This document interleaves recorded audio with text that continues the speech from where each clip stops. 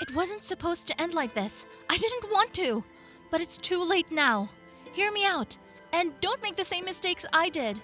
My name is Ariana Smith. I'm 17, and I come from a very wealthy family. My parents worked very hard to make their dreams come true. Or most of them. They couldn't have children. Then who am I, you ask?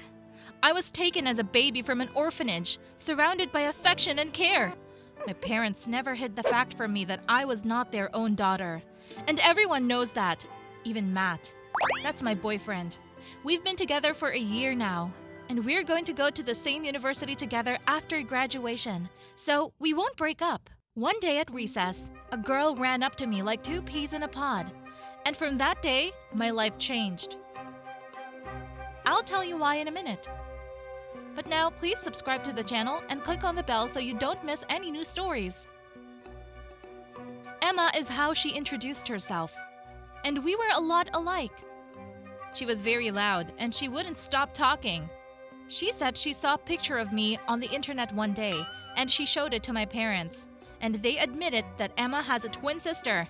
That is me. That I left in an orphanage as a baby because they couldn't financially cope with raising two daughters.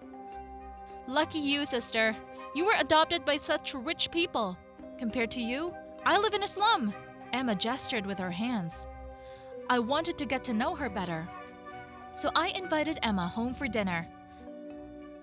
Emma whistled loudly when she saw my mansion, and she didn't hesitate to go inside. She threw herself around my mother's neck, then my father's, like they'd known each other for 1,000 years. It was obvious that Emma had a bad upbringing. She kept her mouth shut all through dinner. Emma was interested in everything, how many servants we had at home.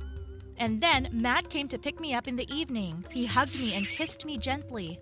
And I noticed how Emma turned pale and clenched her teeth when she saw us. I was embarrassed. So I invited Emma to come with us to the new nightclub. Oh, she acted awful.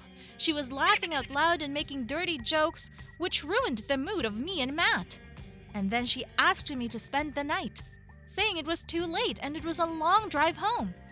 I said yes, but I decided to have a serious talk with Emma the next day about her behavior. In the morning, my mother reprimanded me. Daughter, I understand that Emma is your sister, and you want to get to know her. But she's being very defiant. She's already been rude to the servants, bossing them around. When I saw Emma, I was shocked. She let her hair down, put on my robe, and now we were like two peas in a pod. Do your parents know where you are, Emma? I decided to start from afar.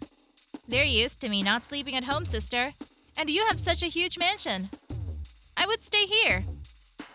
That girl has some nerve. I was getting all hot and bothered by a text message on my phone, and I was ready to give her a good going over. It was Matt. He sent me a picture. It showed 2 tickets to Paris, an evening flight, and the caption, "Let's fly to Paris for a few days, relax a little." I sent him a kiss in return and jumped for joy. Fly out in a couple of hours. Need to get things together and clean up. While I was running from the closet to the suitcase and back, dropping off things for the trip, the house got quiet. My parents had left for work, and the servants, since it was Friday, had a shortened workday. I was running myself a hot bubble bath when suddenly Emma appeared on the doorstep. I didn't say anything about going to Paris, but I had to explain the packed suitcase in my room. I'm going on a business trip with my dad. He's opening a new branch, and he wants to show me around. Emma studied me with a look. Then she nodded slowly. Well then, I'll be going home. Will you call me when you get back? Of course I will. And I heard the sound of footsteps moving away. Whew, I'm out. But not 2 minutes later, Emma walked back into the bathroom and handed me a glass of orange juice. I grabbed the glass, and then I grabbed it and went back to the bathroom. I grabbed the glass and drank it in a gulp. The juice was so sweet. I suddenly felt terribly tired. My eyes were leaden. Everything was a blur, and someone was tugging on my shoulder. Mama, I'm late, Mom! I jumped up. The cab? Matt? Didn't he call? My mom took a step back, staring at me in surprise. Ariana, is that you? Who else would it be, Mom? Half an hour ago, I thought for sure you'd gotten in a cab and rushed to the airport. What? It was all a blur from then on. Mom and I were rushing to the airport. Check-in was over 10 minutes ago. I didn't make it. Through my tears, I saw the plane take off. I was supposed to be on that plane. but it was Emma instead. With Matt, I was so bitter. She must have read the message on my phone and figured it out. We had the same fingerprints, so she had no problem unlocking it. There was no connection. Now 10 hours on the plane, Matt would be hugging and kissing Emma. Thinking it was me, I sank to the floor and cried bitterly. My mom could barely talk me into going home. I was up all night. I paced the room. It was all my fault. I trusted that imposter, and she used me. She put sleeping pills in my juice so she could fly away from me. And this morning, I got a message from Matt on Instagram. I knew right away that Emma was flying instead of you. I exposed her on that plane, and she started getting hysterical. I'm on the first flight back. I miss you. It was like a stone had been lifted from his soul. He knew. He felt. It wasn't me. Everything's gonna be all right now, and I never want to see that girl again. It's a good thing we were separated when we were kids. She and I don't look anything alike, even though we're twins. Do you have a twin brother or sister? Do you have a good relationship? Write to me. I'm very interested. Hi all, I'm Avi, and I'm in love. Yes, I know everyone falls in love at 14, but I didn't just fall in love. I had a crush on my best friend's boyfriend. I don't know what to do, so I decided to tell my story to you. Maybe you can help. I've always had a hard time with building friendships. I don't really trust people, and I'm not very good at making new friends. In junior high school, I didn't really have girlfriends. But in middle school, a new girl, Kira, came to our class, and somehow we started communicating right away. Probably it was because it was hard for her too. New school and people. And I could see that she wasn't comfortable. Neither was I. One day, we bumped into each other in the toilet, and from that day on, we became friends.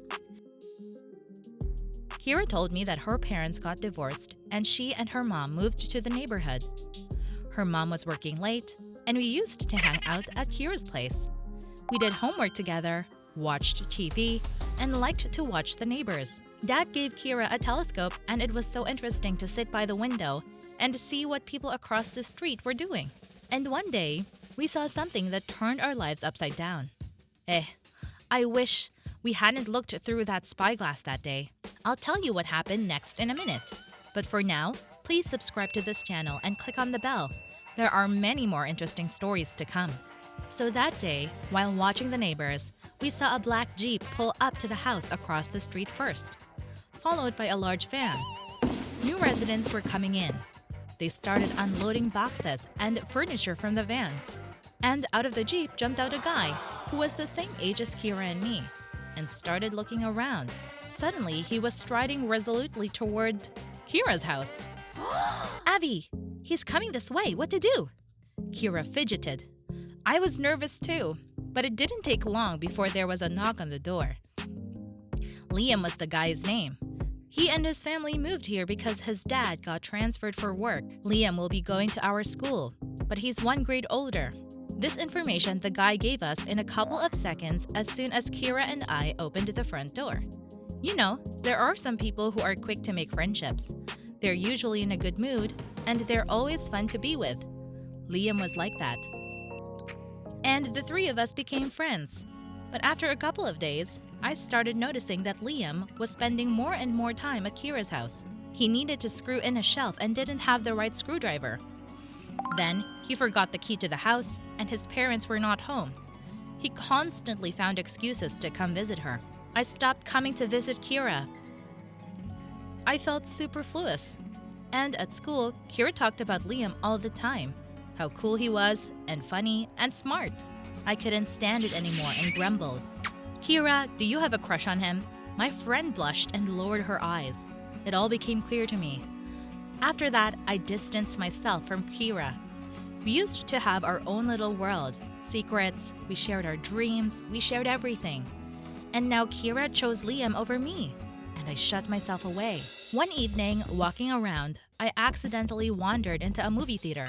It was the week of the author of films, and I really love unusual movies. So I did not hesitate to buy a ticket and sat in an almost empty room. The lights were turned off, the film started, and suddenly someone pushed me with his elbows and leaned over me, whispered in my ear, "Please forgive me." It was like I was struck by lightning. The scent, so familiar. "Liam?" I exclaimed. And it was really him. Liam was as surprised as I was. It turned out that Kira was sick and couldn't go out to the movies. Liam is also a fan of amateur movies, and today was the last day to get to watch that movie. So here he is. Liam sat down next to me, and we started watching the movie. We whispered with him the whole session, discussing the scenes. Liam was a very interesting person to talk to and an avid moviegoer. I was amazed. After the movie, he walked me home, and when we parted, he gently squeezed my hand, saying we had a great time. And he smiled, and something clicked inside. And I looked at Liam with different eyes. Without Kira, he was more relaxed and attractive at the same time.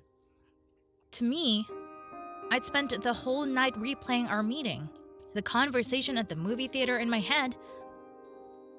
So his fun and jokes were for Kira? To impress her?